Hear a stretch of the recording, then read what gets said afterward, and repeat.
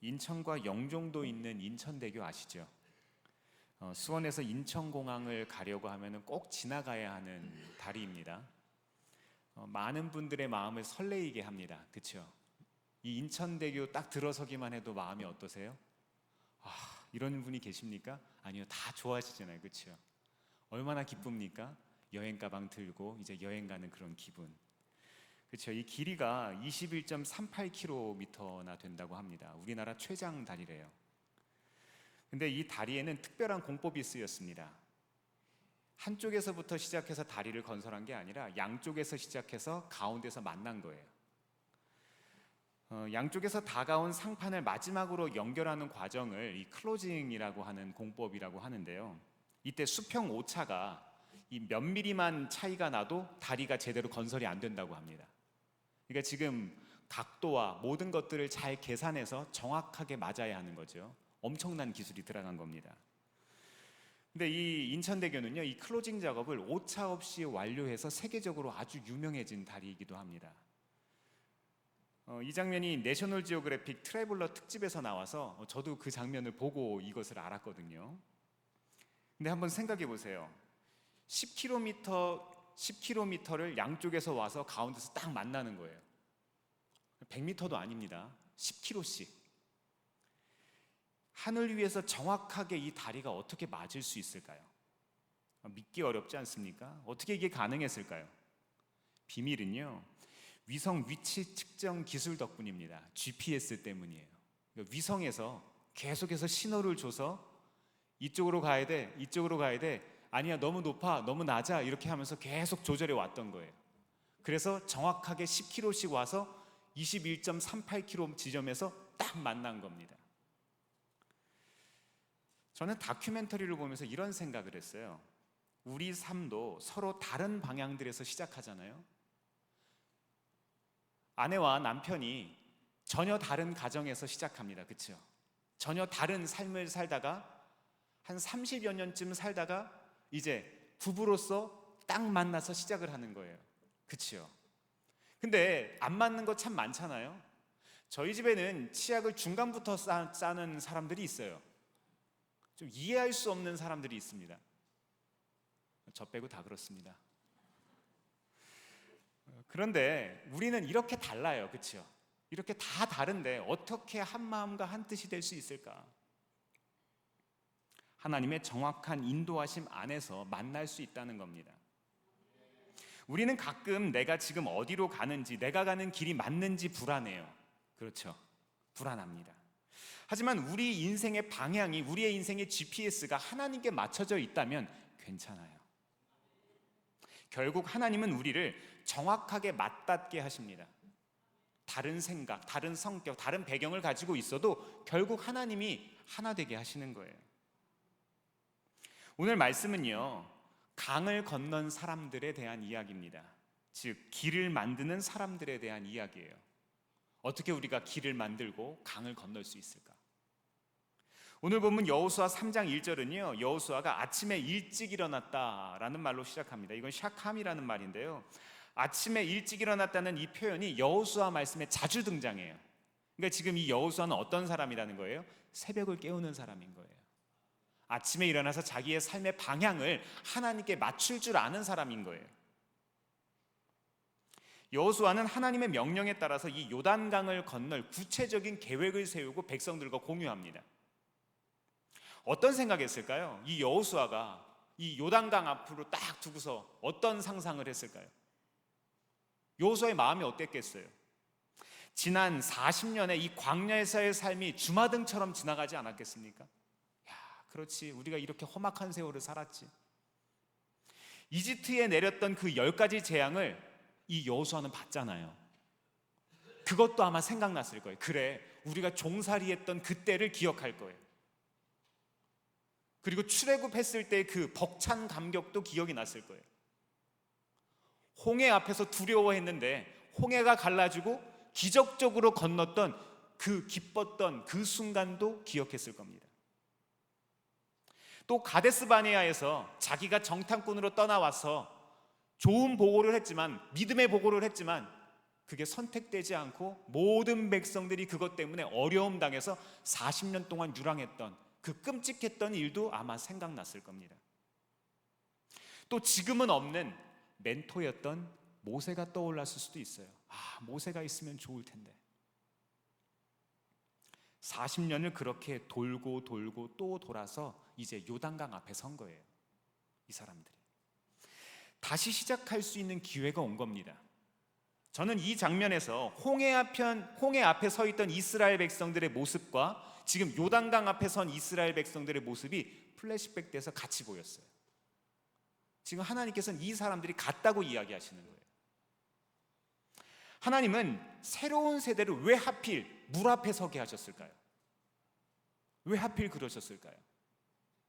이스라엘 백성들에게 꼭 하고 싶은 이야기가 있으셨던 거예요.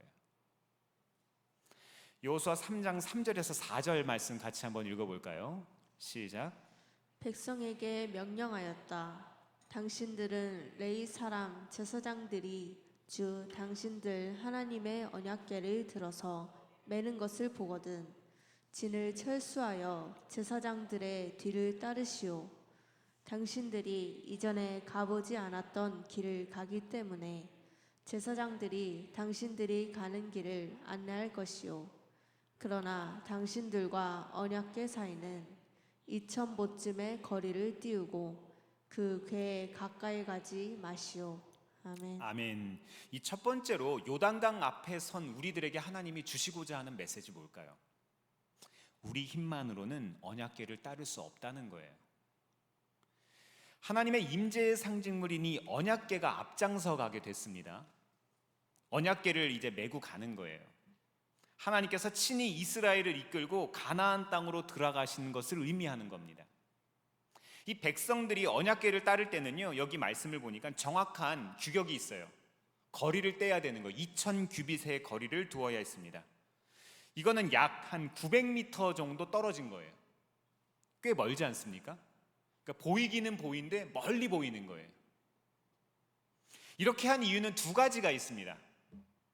먼저는 백성들이 거룩하신 하나님을 가까이에서 보지 못하게 하려는 거예요. 이건 왜 그래요? 하나님이 무서워서가 아니라 그분의 거룩하심에 우리 사람들이 잘못 반응할 때 재앙이 될 수도 있다는 거예요. 성경에 그런 장면들이 여러 번 나오지요.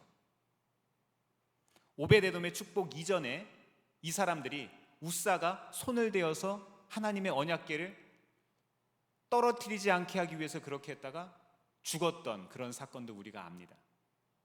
또 다른 이유는요, 반대로 모든 백성들이 볼 수 있게 하기 위해서인 거예요. 여기에 비밀이 있습니다. 백성 가운데 한 사람이라도 제외되지 않기를 바란 겁니다. 정말로 주 안에서 바랍니다. 여기 우리 계신 모든 성도님들이 하나님 나라에서 꼭 뵙게 되기를 바랍니다. 우리 반드시 그래야 되잖아요. 한 사람도 제외되면 안 되는 거예요.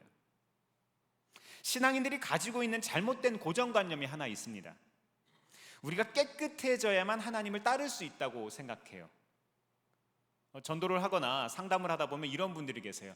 제가 지금 죄가 많아서요. 제가 지금 준비되지 않았어요. 제가 나중에 마음이 정리되고 제 삶이 정리되면 교회 나가겠습니다. 그게 아니라는 거예요. 하나님은요, 우리들의 부족함을 아시고 하나님께 가까이 갈 수 없는 존재라는 것을 아시고 하나님께서 그래도 함께 가도록 격려하시고 독려하시고 함께 하시고자 하는 거예요. 그래서 함께 갈 수 있는 방법을 제시하고 계신 겁니다. 완전해서 쓰임 받는 게 아니고요, 부족해도 자녀이기 때문에 쓰임 받는 겁니다. 로마서 3장 28절은 이렇게 우리에게 전합니다. 제가 개역개정 성경으로 읽어드릴게요. 사람이 의롭다 하심을 얻는 것은 율법의 행위에 있지 않고 믿음으로 되는 줄 우리가 인정하노라. 네, 그렇습니다. 믿음 때문에 우리를 거룩하게 여겨주시는 거예요. 우리는 믿음 때문에 같이 갈 수 있는 겁니다. 믿음이 있는 사람만 하나님의 인도하심을 따를 수 있는 거예요. 그래서 이스라엘 백성들은요, 요단강을 건너기 전에 자기 자신을 성결하게, 즉 거룩하게 해야 했습니다. 우리의 힘으로 할 수 없으니까요. 언약궤를 따라가되 영적인 질서를 따라가야 했던 겁니다. 그러면 이전까지 한 번도 경험해 보지 못했던 방법으로, 이 사람들은 모르잖아요. 홍해가 어떻게 갈려지는지 말만 들었지. 이제 눈으로 보게 될 겁니다. 성결보다 중요한 순종, 이것이 가나안 땅에 진입하는 첫 번째 비결이었습니다. 그리고 더 나아가서 그 땅을 차지할 수 있는 비결이 되는 거예요. 하나님은 우리와 동행하시고 앞장서 가시지만 결코 우리 혼자서는 모든 것들을 할 수가 없습니다. 하나님은 우리 마음대로 부릴 수 있는 그런 존재가 아니에요.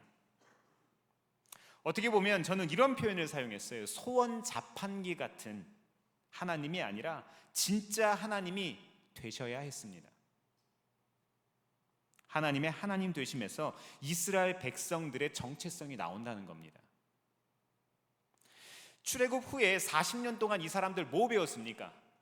그 험악한 세월 광야를 유랑하면서 이 사람들 뭐 배웠어요? 적과 꿀이 흐르는 가나안이 최종 목적지가 아니라는 거예요. 최종 목표는 뭡니까? 하나님과 동행하는 거예요. 결국 가나안 땅을 정복하는 것도, 하나님 나라를 건설하는 것도 가치관 싸움입니다. 그래서 하나님은 요단강 앞에서 출애굽 세대가 놓쳤던 이 자녀로서의 정체성을 회복하기를 원하신 거예요. 두 번째로 요단강 앞에서 하나님께서 우리에게 주시는 메시지가 뭘까요? 약속을 믿는다면 물에 발을 내디뎌야 합니다. 여호수아 3장 7절에서 8절 같이 한번 읽어보겠습니다. 시작. 주님께서 여호수아에게 말씀하셨다. 바로 오늘부터 내가 너를 모든 이스라엘 사람이 보는 앞에서 위대한 지도자로 세우고 내가 모세와 함께 있던 것처럼 너와 함께 있다는 사실을 그들이 알게 하겠다. 이제 너는 언약궤를 맨 제사장들에게 요단강의 물가에 이르거든 요단강에 들어가서 서 있으라고 하여라. 아멘. 이 물이 끊어진 다음에 요단강을 건너는 게 아니라 하나님의 약속을 믿고 강물에 먼저 발을 담그면 하나님께서 물을 갈라지게 하시겠다는 거예요. 여기에 중요한 사실이 하나 있습니다. 지도자들이 먼저 모범을 보이라는 거예요. 집에 가셔서 말씀의 문맥들을 가만히 계속 한번 좀 묵상을 해보세요. 먼저 가는 사람들이 있다는 거예요. 제사장들이 언약궤를 메고 앞장서 가야 했습니다. 돌격 앞으로가 아니라 나를 따르란 거예요. 이처럼 모든 믿음의 여정은 모험이고요. 특히 먼저 믿은 우리들에게 영적 책임이 있다는 거예요. 우리의 가정을 향한 책임, 우리의 직장들을 향한 책임, 우리 학교를 향한 우리의 책임이 있다는 거예요. 우리가 먼저 믿었다면 우리가 그들을 위해서 기도해주고 함께 격려해주고 함께 더불어서 살아갈 수 있도록 우리가 먼저 모범을 보여야 한다는 겁니다. 요단강을 건너는 그 믿음으로 이스라엘은 가나안 땅을 차지할 수가 있었습니다. 하나님을 앞세워야 가나안의 신들을 이길 수 있었기 때문에 하나님은 이렇게 하신 거예요. 요단강은요, 보통 때는 깊이가 얕은 데는 한 1m, 깊은 데는 한 3m 정도 되는 곳이라고 합니다. 너비는 한 25m에서 한 35m 정도 돼요. 그러니까 그렇게 큰 강이 아닙니다. 사실 강이라고 하기에는 좀 하천 정도밖에 안 될 것 같아요. 제가 이렇게 좀 걸어 다니는 이 원천천 있거든요. 이 힐스테이트 넘어서 이 신동을 통과해서 광교로 가는, 제가 그것 따라서 광교 갤러리아 백화점까지 걸어갔다가 돌아오지 못하고 낙오해서 버스를 타고 돌아왔던 그런 기억이 있습니다. 네, 근데 원천천 정도가 그 정도 되는 것 같아요. 그죠? 제가 가보니까 그래요. 이건 강이 아니에요. 그냥 건너려고 작정하면 건널 수는 있어요. 그죠? 근데 우기일 때는요 조금 달라요. 이 헬몬산에 눈이 녹아내려서 수위가 깊고 물살도 세집니다. 근데 지금 이때가 6월절 무렵이거든요. 3장 15절 말씀에 보면은 이 물이 많아지고 있는 것처럼 우기에 해당됩니다. 이 시기가 딱 그때인 거예요. 출렁이는 요단강 물에 발을 담그려면 뭐가 필요합니까? 믿음이 필요해요. 믿음이 필요합니다. 그냥은 못 담궈요. 요단강 도하 사건은요 40년 전 홍해 사건과는 좀 달라요. 자세히 그때의 사건과 지금의 사건을 비교해 보면 좀 다른 게 있습니다. 홍해를 건넜을 때는요 이미 갈라진 땅을 건넌 거예요. 그렇죠? 근데 지금은 아니에요. 땅이 갈라지지 않았어요. 이제는 더 큰 믿음의 행동을 요구하고 계시는 거예요. 광야 40년의 훈련을 통과한 새로운 세대는 이전과는 다른 세대가 되어야 했기 때문입니다. 제가 최근에 수정하게 된 한 가지 표현이 있습니다. 다음 세대라는 말이 있어요. 우리가 굉장히 많이 쓰는 말이죠. 다음 세대, 우리 자녀들 세대를 뜻하는 거죠. 보통 한 세대라는 것은 한 30년에서 40년 정도의 그런 시기를 뜻하죠. 그러니까 지금 10대, 20대를 보내고 있는 그런 우리 청소년들, 청년들 혹은 어린이들을 가리켜서 다음 세대라고 이야기합니다. 그런데 우리가 다음 세대만 너무 강조해버리면 어떻게 돼요? 다음 시대를 이미 살아가고 있는 40대, 50대, 60대를 놓치는 거예요. 그래서 저는 이걸 좀 수정하고 싶습니다. 이거를 다음 세대가 아니라 다음 시대라고요. 우리가 같이 살아가는 거잖아요. 그렇죠? 10대는 20대의 모습을 보면서 아, 나는 저렇게 살아가겠지라고 생각합니다. 30대는 50대, 60대 선배들을 보고 아, 나는 저렇게 살아갈 거야 라고 생각합니다. 우리 여기 앉아 계신 선배님들께서 제가 앞으로 살아갈 모습의 그림자인 거죠. 그죠? 자, 광야 40년의 훈련을 통과했습니다. 이 사람들이. 지금 제 말을 잘 들으시고 이것을 생각을 한다면 어떤 말씀의 연장입니까? 이 사람들은요 한 사람도 떨어진 세대가 아니라 모두가 한 세트인 거예요. 모두가 하나의 공동체로 연결이 되어 있습니다. 이 사람들은 전혀 다른 새로운 믿음의 공동체로 하나님께서 서기를 원하신 거예요. 다음 세대만이 아니라 다음 시대를 준비하기 위해서, 이 민족의 미래를 위해서는 지금 내가 해야 된다는 것을 이야기하고 계시는 거예요. 구체적으로 무엇이 달라야 했을까요? 요즘 자동차에는 사용되는 기술이 참 좋아요. 그렇죠? 뭐 내비게이션도요, 뭐 증강현실 내비게이션이라 그래가지고 카메라를 찍으면서 거기에 뭐 화살표로 막 이렇게 나와요. 엄청 멋있습니다. 또 사방이 다 어라운드 뷰가 있어서 카메라가 다 보여요. 심지어는 앞에를 보지 않고서도 운전을 할 수 있어요. 가끔 신문 기사에 보면 어떤 사람이 자율주행 차에서 운전대를 잡지 않고 운전해서 옆에 있는 차선에서 누가 사진 찍어서 올린 그런 것들도 있어요. 저는 죽을 때까지 운전할 겁니다. 할아버지가 돼도 운전할 거예요. 왠지 아세요? 자율주행차가 나올 거거든요. 자, 보시죠. 그런데 차가 좋아진 만큼 사람들은요 더 자동차에 의존하게 됐어요. 무엇보다 내비게이션 없으면 운전할 수 있어요, 없어요? 못 하시죠. 먼데 못 가잖아요. 동네는 몰라도, 그죠? 서울 가는데 내비게이션 없이 가실 수 있어요? 저 서울 사람이거든요. 그런데 서울 사람인데도 못 가요. 계속 도로가 바뀌는 거예요. 속도 제한도 계속 바뀌더라고요. 알 수가 없어요. 그래서 제가 어렸을 때는 자동차에 지도 한 권씩 책에 있던 기억이 났어요. 그렇죠? 아빠가 운전하시는 그 뒷자리에 딱 거기에 지도책 한 권씩 꽂혀 있었죠. 여러분은 운전할 때 어떻게 하십니까? 내비게이션 많이 쓰시죠? 만약 여러분이 서울 종로를 간다고 하면 어떻게 가죠? 경부고속도로를 지나서 양재동을 지나서 한남대교를 넘어가서 종로를 가겠죠. 그렇죠? 남산터널을 통과해서. 근데 혹시 내비게이션에 한강을 건너세요라고 나온 적 있으세요? 한강을 도하하세요 이렇게 나왔습니까? 안 나오죠. 왜 그렇습니까? 대부분 다리나 터널로 안내합니다.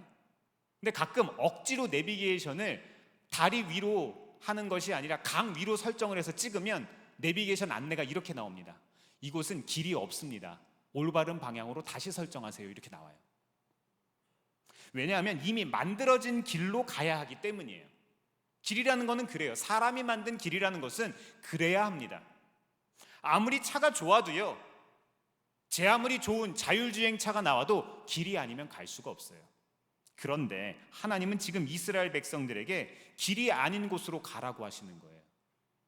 강을 건너라고 하십니다. 이제는 모세도 없고요. 모세 지팡이도 없어요. 이제는 우리를 도와줄 사람이 없어요. 다리도 없고 배도 없습니다. 그런데 물로 들어가야 했습니다. 맞습니다. 하나님은요, 우리가 준비된 길을 걷기보다는 믿음으로 길을 만드는 사람이 되기를 원하십니다. 이스라엘은 그렇게 요단강을 건넜고 우리도 그렇게 건널 수 있어요. 세 번째로 요단강 앞에서 하나님께서 우리에게 주시는 메시지가 뭘까요? 결국 믿음입니다. 오늘 말씀의 대지는요, 모두 하나를 향해 있어요. 믿음을 향해 있는 거예요. 말씀대로 순종하면 형통하실 것이라고 이 약속하신 대로 요단강에 발을 담궜더니 홍해 사건이 재현된 겁니다. 여호수아 1장 1절은요, 뭐라고 이야기하는가 하면 여호와의 종 모세가 죽은 후에라고 말씀을 시작을 해요. 이 여호수아 말씀 전체를 시작하는 첫머리가 그건 거예요. 모세가 죽은 후에. 홍해는 모세 때문에 일어난 기적이 아니라는 겁니다. 역사는 하나님이 주관하십니다. 만약 요단강도 모세가 인도해서 건넜다면 어떻게 됐겠어요? 모세는 대체에 불과한 존재가 됐을 거예요. 이스라엘 백성들은 모세 없는 삶을 상상하지 못했을 거예요. 우리가 한번 생각해 보세요. 내가 아니라도 우리 자녀들이 과연 신앙생활 잘할 수 있을까? 내가 아니라도 우리 배우자가 신앙생활 잘할 수 있을까? 한번 고민해 보세요. 그런데 하나님은 우리의 인생의 순간순간 시기에 그것을 돌파할 수 있는 지금과도 같은 기회를 우리에게 허락하십니다. 그래서 하나님이 오늘 요단강 앞에 백성들을 다시 세우시는 거예요. 다시 해보자는 거예요. 사랑하는 성도 여러분, 기적은 하나님이 일으키십니다. 하나님이 하시는 거예요. 우리의 삶은 하나님이 인도하시는 거예요. 정치인들이 인도하지 않습니다. 그 기적을 위해서 필요한 것은 모세도 여호수아도 아닙니다. 뭐라고요? 믿음이에요. 이제 강이 갈라져서 마른 땅이 생기고요, 두려움의 대상이었던 요단강을 무사히 건너게 됩니다. 이스라엘 백성들이 물을 얼마나 무서워하는지를 아세요? 상상이 안 되시죠? 대개 언어 체계를 보면 그 나라의 문화를 알 수 있습니다. 이스라엘은요, 유목민족, 광야민족이라고 할 수 있죠. 그래서 이 광야를 나타내는 단어도 굉장히 다양합니다.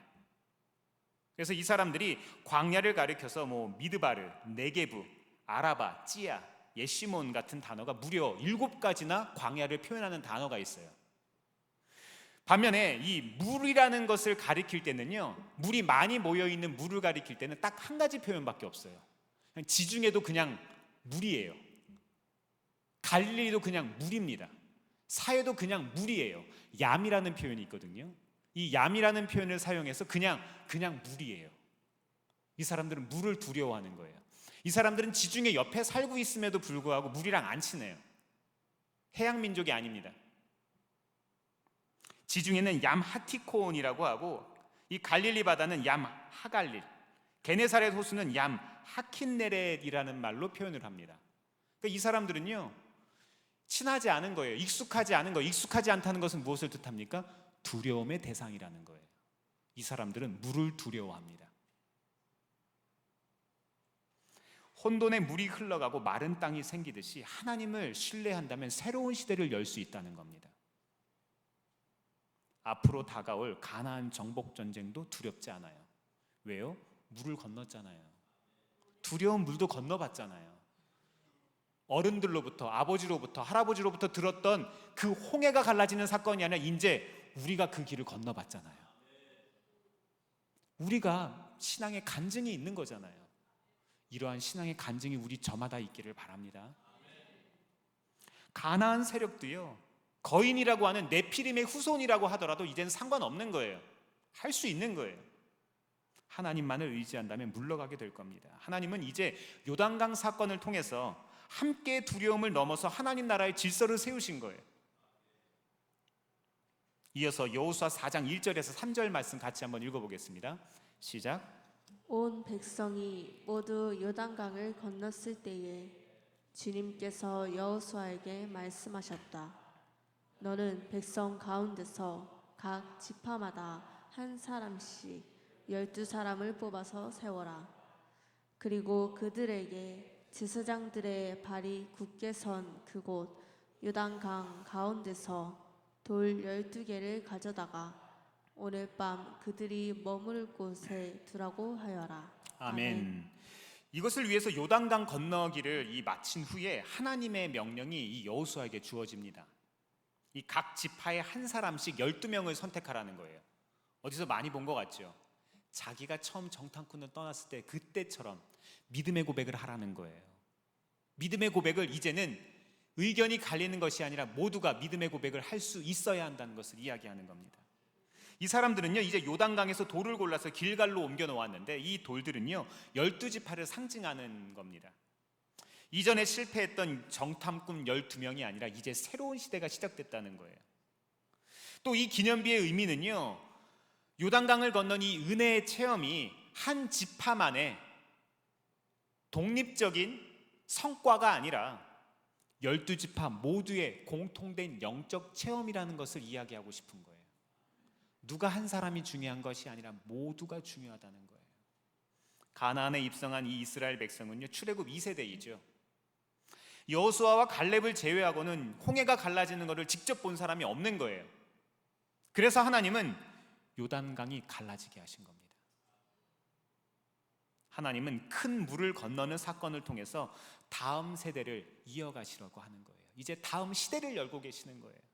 그리고 그 기적의 현장이었던 요단강에서 가져온 그 돌 12개를 길갈에 세움으로써 하나님께서 하십니다. 우리는 믿음이 있어야 합니다. 이것을 보여준 거예요. 그분을 기억하라는 거예요. 하나님을 기억하면 이 땅이 안식의 땅이 되겠지만 기억하지 못하고 가나안화 돼버린다면 광야를 절대로 벗어나지 못할 겁니다. 말씀을 정리하면서 나누고 싶은 한 가지 이야기가 있습니다. 햄버거 좋아하십니까? 갑자기 왜 햄버거 얘기냐고요? 저 햄버거 좋아합니다. 근데 햄버거를 참 좋아하는데 아무 햄버거나 못 먹어요. 수제버거처럼 좀 패티가 좀 신선하고 건강한 햄버거를 좋아하고 먹으려고 노력하는 편입니다. 제가 정말 좋아하는 햄버거 브랜드가 하나 있습니다. 인앤아웃. 혹시 들어보셨습니까? 미국 캘리포니아에 가면 먹을 수 있어서 참 아쉬운 버거집이에요. 이 캘리포니아의 프랜차이즈 햄버거거든요. 이 동부에는 쉑쉑버거, 서부에는 인앤아웃입니다. 제가 공부했던 그 캘리포니아 그 클레어몬트나 LA 쪽에 가면은 인앤아웃 가게가 되게 많아요. 이 가게는요 1948년 창립했거든요. 근데 이 회사는 참 특이하게도 햄버거 가게가 하나님 앞에서의 정직과 섬김을 기업 경영의 중심에 뒀습니다. 이상한 가게죠. 혹시라도 나중에 가보실 분들을 위해서 꿀팁 하나 드립니다. 히든 메뉴라고 메뉴판에는 없는데 주문할 수 있는 메뉴가 있어요. 애니멀 스타일 프라이즈라고 이 감자튀김인데 위에 치즈를 뿌린 이 마요네즈 같은 소스를 뿌린 감자튀김인데 진짜 맛있습니다. 한번 꼭 드셔보세요. 근데 한국에서는 먹을 수가 없어요. 가야만 먹을 수가 있습니다. 왜 그럴까요? 그리고 인앤아웃에 숨겨진 이런 메뉴처럼요, 매장 천장과 컵이나 포장지에 요한복음 3장 16장 말씀이 숨겨져 있어요. 작게 써 있어요.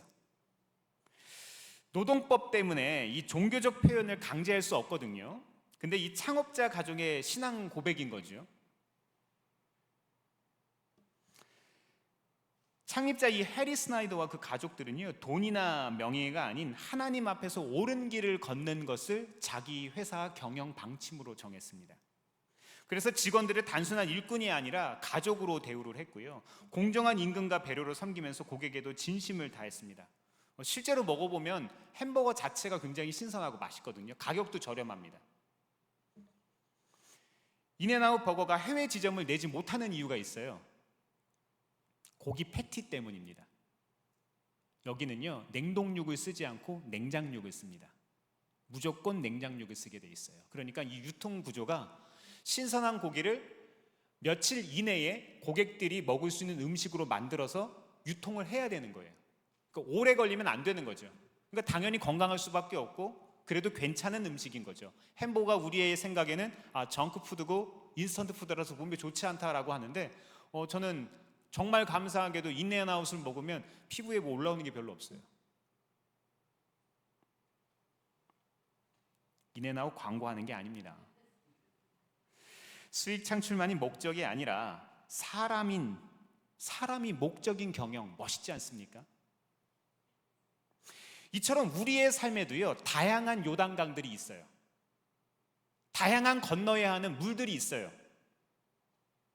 우리 사회에 흐르는 요단강 뭘까요? 혹시 나 하나쯤은 이라고 생각하십니까?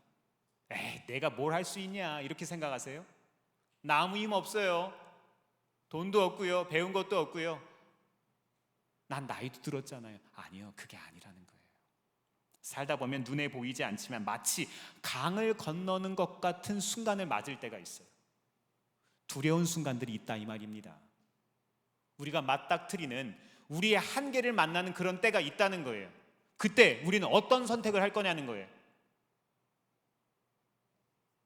때로는 두렵고 때로는 손해볼 수 있지만 믿음으로 순종하고 정직과 사랑으로 걸어갈 때 하나님은 우리에게 걸어갈 길을 열어주십니다. 걸어갈 수 있는 길을 주시는 거예요. 길을 주셔서 걷는 게 아니라는 거예요. 여호수아와 이스라엘 백성처럼 우리도 믿음의 첫 발을 내디디면 하나님이 역사하십니다. 우리 오늘 말씀을 생각하면서 말씀 한 구절 고백해 볼까요? 히브리서 11장 6절입니다. 시작. 믿음이 없이는 하나님을 기쁘게 드릴 수 없습니다. 하나님께 나아가는 사람은 하나님이 계시다는 것과 하나님은 자기를 찾는 사람들에게 상을 주시는 분이시라는 것을 믿어야 합니다. 아멘. 사랑하는 성도 여러분, 이런 상 우리도 꼭 받을 수 있기를 바랍니다. 아무리 두려운 강이라도 꼭 건널 수 있기를 바랍니다. 우리는 건너야만 하고요, 건널 수 있습니다. 하나님이 함께 하신다는 분명한 믿음이 있으면 우리는 할 수 있어요. 이번 한 주 살아가시며 믿음으로 발걸음을 내디디시기를 주의 이름으로 축원합니다. 기도하겠습니다.